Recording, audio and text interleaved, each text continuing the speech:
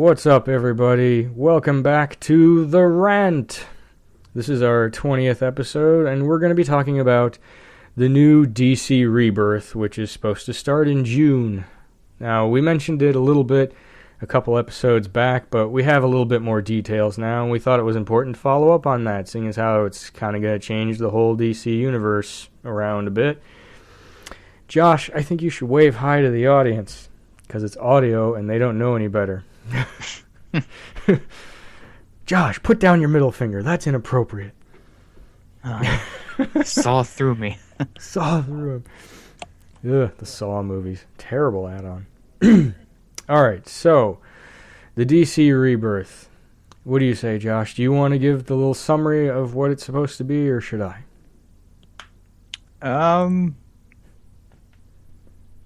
You can do it. According to the post on the DC Comics website, they are going to do the DC Universe Rebirth book. It's a big 80-page book. It's supposed to come out near the end of May, and it's supposed to explain a whole bunch of the reset for storylines and stuff like that. But essentially, it all amounts to DC is dropping off a lot of the side stories that they've been running, like Starfire is no longer going to be a series on its own. It's going to be absorbed back into what was it, Red Hood Outlaws, right? Is that Red right? Hood and the Outlaws, yeah. Okay.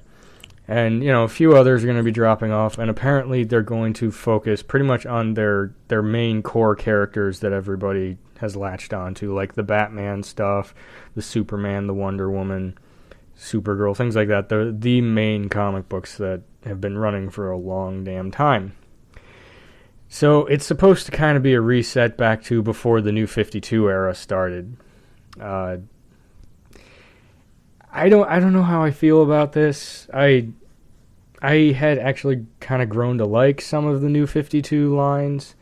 Some of them I didn't like. Even though The Flash is now currently Barry Allen, and it's turned out to be a decent book, I preferred The Flash that came just before the New 52, which was Wally West. Is this reset going to screw up any characters you like, Josh? Actually, it's helping some of the characters that I enjoy. Hold on, let me get to the page here. Where is he? Well, I guess I lost the page, but it is, they are taking away Sinestro, which was one of my more favorite comments from the comics from the New 52, so I'm pretty sad about that. His daughter just took over the Yellow Lanterns, and I was really excited to see what she was going to do with the new position of power, but I'm thinking, because it's not showing up on this list here, I'm thinking that they dropped it, so that's unfortunate. I really enjoyed that comic book. They did. Jeremy told me about it when I was at the comic shop last Wednesday. We were both feeling sad for you because we knew you'd been enjoying the Sinestro run. Oh, I love Sinestro, and I like this comic book. I know I talked about it before, but this has some really great covers, has some really great stories, and he just saved the Earth in this past run against the Paling, and I was like, wow, this is pretty freaking good. Mm-hmm. And then Sinestro pretty much all his power gets taken out of him, and he's like, hey, daughter, go fucking run the Yellow Lanterns. And I was like, all right, sweet. This is going to be a new dawn for them. And they're like, since the Green Lantern Corps were gone in the past storyline they did for the Green Lanterns, Sinestro took over as the protectors of the universe. So, but yeah, it's too bad that that's going away now, because that would have been a really interesting new storyline for the next part. But what you gonna do? I feel the same way about the Starfire comic book. I was really enjoying that. The only small upside is that they were only contracted for 12 issues, and they're apparently going to finish out the 12 issues, but it's apparently disappearing right after that. I liked the Starfire character a lot, and I didn't like what they did in the New 52 run to the character. And then they kind of made her, wrote her the way she was before in the little standalone series she's been in. So I was enjoying it a lot. The real aloof alien that never quite understands the references and how culture works on Earth. So it made for fun situations you could laugh at. It was, it was kind of a lighthearted comic. Just one of those things you could just kind of chuckle at here and there. Which apparently they're also resetting Harley Quinn now as well, which that kind of sucks. I've been enjoying the Harley Quinn series, but oh well. We're not in charge of DC, so yeah. Imagine if we were. We could have saved so many series. Well, one of the characters that they are saving, for me at least, is Damian Wayne. This is the last. Let's see. There was Batman and Robin when the New 52 started, and then that ended after Damian died. Then they brought him back to life, and then it went to Robin, Son of Batman. And I've been hating that comic book so much right now. But now they're going to put him as the leader of the Teen Titans, and I'm really intrigued at how it's gonna work. And I know the new movie Teen Titans versus Justice League is coming out too, so that's going to be a cool. If they tie it into that, it would be pretty cool. But apparently Damian's leading the group, and we all know Damian's a loose cannon. Who knows what he's going to do with the group, and it's going to be interesting. I think it's going to be interesting to kind of read and see where they go with it. Although there was this in that Robin War piece of shit they were doing a few months ago, they had this interesting storyline with Professor Pig during the Teen Titans book, where Professor Pig took all a sample of DNA from each of the Teen Titans, and then he kind of disappeared. In the next comic book they mentioned, they're like, "What's going to happen?" And then they moved to a different storyline. So I'm wondering if they're going to either bring that back in this one, or they're just going to drop it completely. And I'm hoping they don't drop it completely, because Professor Pig's one of those underrated villains who's like a maniac. Mm-hmm. And I'd really like to see him come into the limelight a little bit more, especially in, maybe if they bring him back in a sub-comic, one that's not as popular, and people enjoy it, they might put him into one of the bigger ones. But we'll see.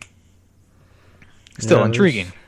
True. It sounded like an interesting... I mean, it never works out well for the heroes in the comic books when bad guys get samples of their DNA or something like that. You always end up with some sort of really Bizarro. Big catastrophic bizarre type of thing going on. Exactly, Bizarro Superman kind of thing. It's sad. I have a feeling they're going to drop that, to be honest, because that was running in the current line, right? Yeah. Yeah, I get the feeling they're going to drop that, which that is a bummer. Sometimes, I don't read those comics specifically, but occasionally when there's a really interesting storyline, I'll pick up the few issues that pertain to that, Mm-hmm. That would have been something interesting to read, even though I'm not a big Teen Titans fan. Would have kind of liked it, Teen Titans versus the Nightmare Teen Titans or something. Yeah, that would be pretty sweet. It's really badass looking Teen Robin over there, except he's evil. He's got the evil goatee and everything. Yeah.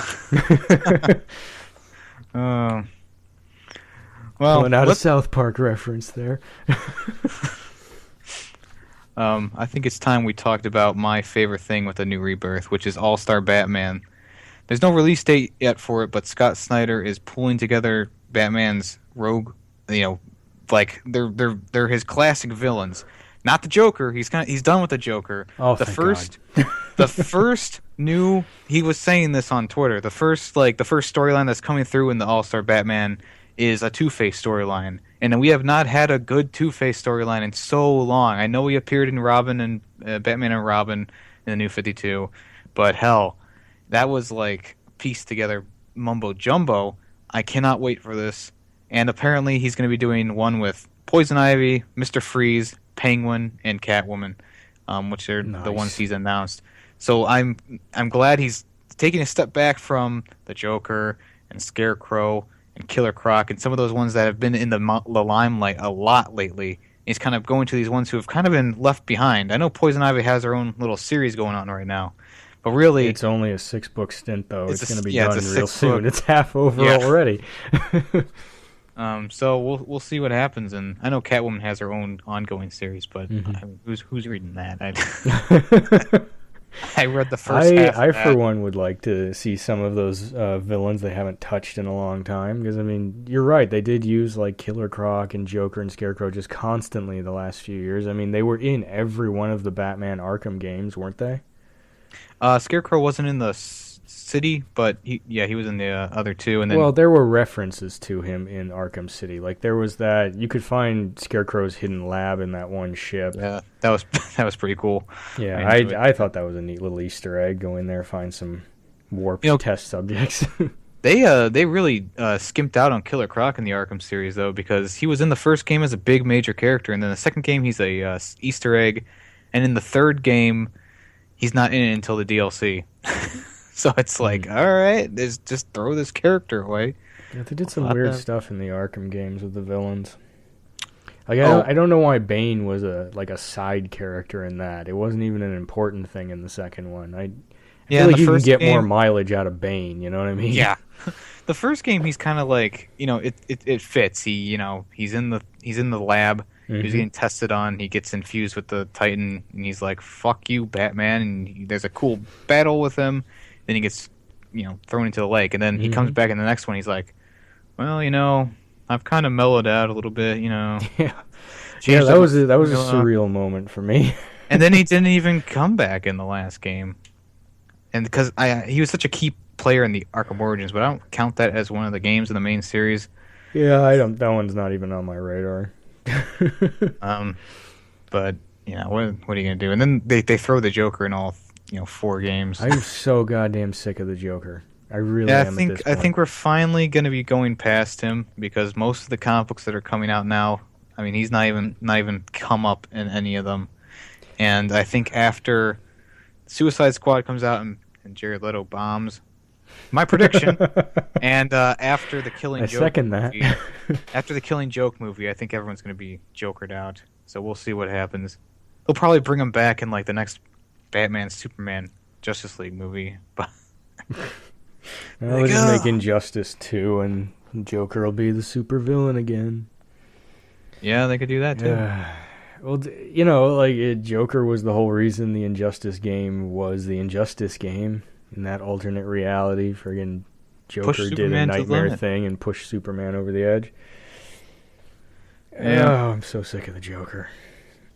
I think He was a great villain, but it's too much, man. Scott Snyder did a good job with him, and I think that the crazy version of the Joker through the Killing Joke was a nice new touch. And yes, I liked Endgame, but it was a little bit too much Joker for me. I mean, you have the Joker appear 3 times in your storyline, spanning from Detective Comics to Batman. I think that's a little bit much for one character. It's one of the reasons why I've always enjoyed the Batman series, because he had so many villains. I liked that there could be a change out quickly, and it hasn't really happened that way in a while.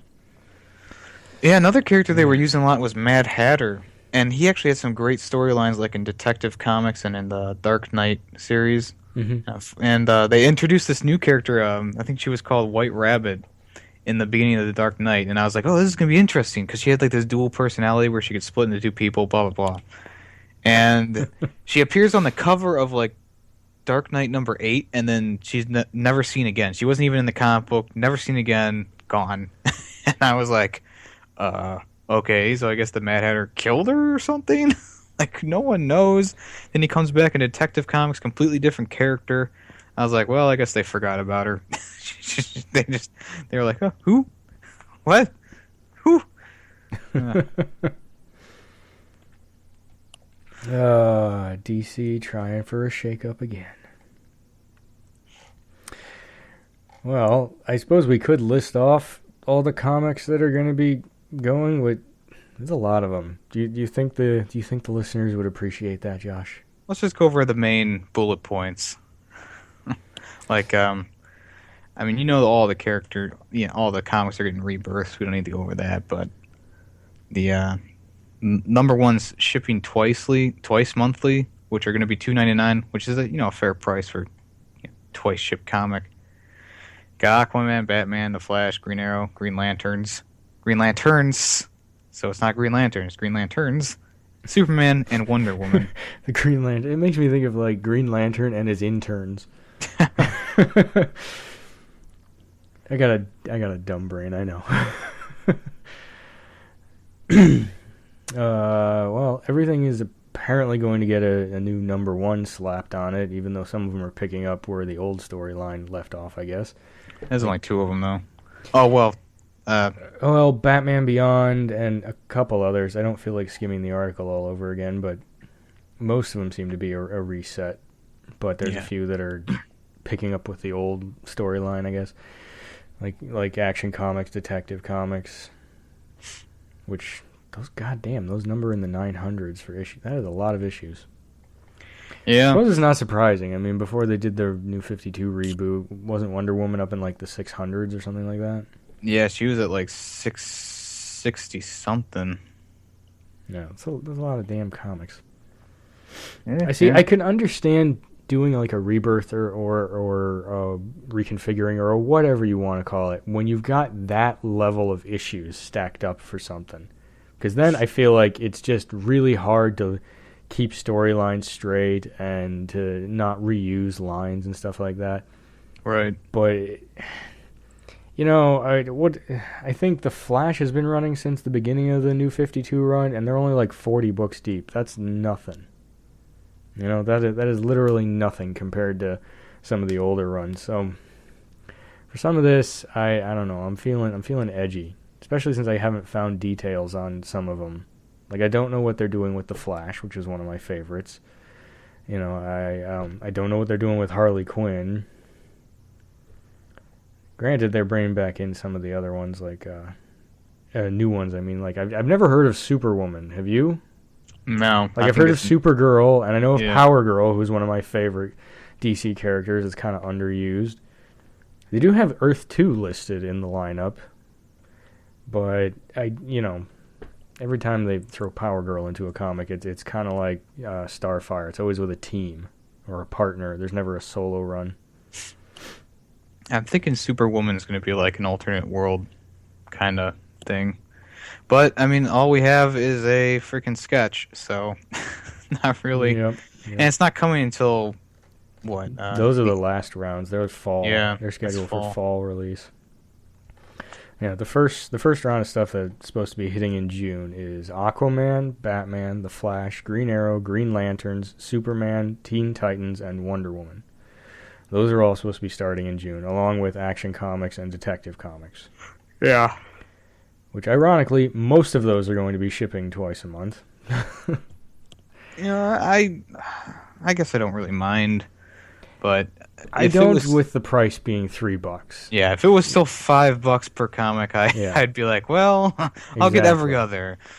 Exactly. I have dropped off on Marvel Comics a bit in the last few months because they've just shit on so many of my favorite characters and made a mess of a lot of the universe over there. So I've been buying more DC, and I've been buying more independent published comics. And some of the ones like Boundless Comics, they have a lot of really good adult themed level comics with a lot of violence and sex and all that stuff, but they always price them obscenely high. On average, it seems to be at least $5 a book, which is a lot, especially when they're Kickstarter funded to get started, which that kind of pisses me off a bit. So thank God DC is being cool about this. They're like, all right, look, we'll go with the old school $3 price tag. Cool? Like, all right, we'll let you slide with that one, DC. Good luck. Please shit on Marvel. I'm sorry. I have a little bit of a bone to pick with Marvel anymore. They've just messed up so many of my favorite characters. Well, they've done like 4 reboots in the past few years. They've done a lot of them. I mean, they've done a lot of shakeups. They've added in a lot of side characters into main stories now. And they have the one thing that they did, which really didn't set well with me. Not the fact that they were starting with a multiverse thing in a lot of their books, but the fact that the characters would just kind of bounce around between the universes at will, like just for fun. Like one of the last books I read for the Spider-Gwen series, this was the one that kind of pissed me off, and I was like, I'm done with this. Literally the whole first half of the book, Spider-Gwen just like for the weekend goes back to the other universe where Spider-Woman exists, just to hang out and chit-chat with her. Like they wasted like 10 pages on that. I'm like, I'm sorry, shouldn't traveling between universes, be a little bit more complicated than like, oh, I got an hour to kill, I'll go visit what's her name. I feel like it's a weird abuse of the situation and too easily used for a plot device and all that. You know what I mean? It's like, oh, wouldn't it be great if Spider-Gwen faced off with blah, blah, blah? Yeah, but they're in the other universe. Oh, that's okay. She has that wristwatch, you know? She just hits play and everything happens, blah, blah, blah. I'm sorry. The Spider-Man series, fuck you, Marvel. Josh, take over before I start swearing endlessly. There's one character who I think has gotten really dicked with this. And he has a mini-series right now, which is going great. Swamp Thing. Swamp Thing is not getting another run. It's gone. Which is unfortunate, because I really enjoy this mini-series going on right now. I like the art style. It's kind of like the old style stuff, and it's just gone. All of the elemental heroes like Animal Man and Swamp Thing, and they're gone. I don't understand where. I don't know. Maybe they didn't sell as well. I don't know. I really enjoyed Swamp Thing. Hit the whole battle with Solomon Grundy in the what was that, in the Justice League with him was great. And unfortunately, here we are, no Swamp Thing. So it's kind of sad. I was really hoping that they were going to bring it back for another run. Well, even though I do kind of like the Swamp Thing character, it's one of those types of characters that had their era already, like the 1950s movie monster kind of era is where that stuff came from, and it just, nobody gives a shit in this generation. Like, it's kind of sad because there are a lot of story types that I really liked that were huge in the 80s and 90s, and they have just fallen off a cliff and nobody does anything with them anymore. Like, for a little while, I think it was in the 80s, the enhanced human stuff was really big in a lot of the Japanese comics. It was like the kind of deal where a normal human gets superpowers thanks to a robot suit or something like that, and they don't do that kind of stuff anymore. It dropped off over here a lot too. It's like the big chauvinistic male superhero movies from the late 80s, early 90s in America. The Schwarzenegger type characters, that dropped off, even though they were kind of fun. Of course, they weren't politically correct, but it's a movie. Who cares? You shouldn't base your life off of it anyways. Speaking of regular humans getting powers from machines, I know you've never read Blue Beetle before, but they're bringing Blue Beetle back, and I'm kind of interested, but then again, I'm also not, because the last run was so awful. But it's one of those characters that he's like a Iron Man knockoff, except the suit has a mind of its own and kind of can control him if it feels like it.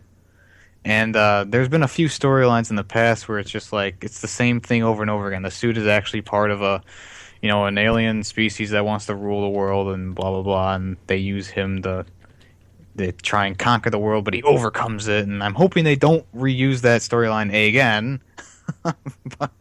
So we'll see where this goes. The characters, I don't know how this character's going to be, but the character from the past has always been a quirky, fun character. Middle Eastern descent, so it's a little bit different than the normal ones that they have in the DC universe. So a little bit interested, also a little bit scared, especially if they're going to use the same storyline again and again and again. Mm-hmm. Yeah, I am familiar with the Blue Beetle character, but I've never really read any of the books that he's been in. It always did kind of look neat, though. You're right, though. It does. Now that I think about it, it is a little bit of an Iron Man ripoff kind of thing. Yeah. But apparently, the character's been around a long damn time, and maybe actually before Iron Man. I don't remember when Iron Man started, but according to Wikipedia, the Blue Beetle character has been around since 1939. I didn't know that. Yeah, I knew the character had been around a long time. I didn't know it was that long. Apparently, DC bought the rights for it in, the 80s, I think it was. Well, all right. Who knows, man? Who knows what they'll do with that character? be kind of interesting. That being said, I swear to God, I have seen that character pop in and out of a few Marvel books back in the day. I'm going to have to look this up. I swear to God, I have a set from the Spider-Girl run that was like the early 2000s, and I swear to God, the Blue Beetle's in there. I'm going to have to look this shit up. Well, I think we've pretty thoroughly covered the Rebirth thing and some of our hopes and dreams and definite fears about it. Yeah, all in all, I'm not like, as before I was really nervous, but now I'm kind of calm. I go, okay, they laid it all out. It for the most part, it's solid. You know, I just wait and see how it goes. So at least it's calmed my nerves a little bit, seeing that, you know, at least it's not what I thought it was going to be. What were you expecting? Like they throw the rule book out the window and scrap 90% of their titles? Well, I was thinking there's going to be like, 10 Batman comics, 20 Superman ones. It's kind of like Marvel did with the Spider-Man and everyone else. I gotcha. That is a fear. That was a fear. Thankfully, it's not going that way, and I feel a little uneasy about it, but I have some hope with some of the series that they'll bring back in main characters that I've missed and that they walked away from with the New 52 stuff, and hopefully they'll kind of write some of the characters back to the classic way they were doing pre-52. So that would be nice, in my opinion. We'll have to see. I mean, we've got 2 more months? Yeah, it's a waiting game now. Yeah. The clock is ticking, man. The clock is ticking. Well, we would love to know what you guys thought of this, so leave us a note down in the comments below. Tell us if you're freaked out by the Rebirth or if you're looking forward to it. That being said, it's time for plugs. Josh! Yes? Lead us off, man. Yes. Well, not only do I do this stuff with this channel, but I also have my own personal channel called Josh's Opinion, where I have my own podcast there, or video podcast, I should say. I have video game reviews. I have... oh my gosh, I am totally losing my mind right now. I have gameplay videos and YouTube commentary and random videos and Left 4 Dead and a whole bunch of stuff. There's something for everyone there. Try and make everything from the heart. So there you go. It's a lovely channel. I do enjoy doing my work on there and as well as here. So that's pretty much it. Yes, you should go check out Josh's Opinion. There's a lot of great stuff on there. He does have tons of content. He's been doing this for a few years now, at least. Go check it out. There will be a link to that channel in the description. And this, of course, is the Rant channel. You're listening to the Rant podcast. We also have 5-minute game reviews. We have the Versus series that Josh puts together, where 2 video games duke it out for supremacy in category-style combat. And we also have our live gameplay streams that we do every Saturday, technical difficulties notwithstanding. So, thank you for listening. Don't forget to like, subscribe, comment, and, well, if you didn't like it, then hit the thumbs down button. We won't hold it against you. I'm Rob. With me is my partner Josh, and this has been The Rant.